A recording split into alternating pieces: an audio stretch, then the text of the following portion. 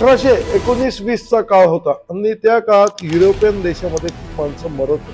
म्हणजे तिकडे काही कुठली महामारी पण नव्हती की आजारी नव्हता, तर ती लोक केवळ दारूमुळे मरत होती. कारण युरोपमध्ये 10 लोकांपैकी 8 लोक खूप दारू पितात आणि त्या 8 मध्ये 5 लोक दारू पिऊन मरत होते. तर या सगळ्या गोष्टींचा सर्वे जॉन नावाच्या एका माणसाने केला. तो नंतर त्या दारू पिणाऱ्या लोकांना भेटला आणि विचारलं की तुम्ही लोक दारू का पिताय?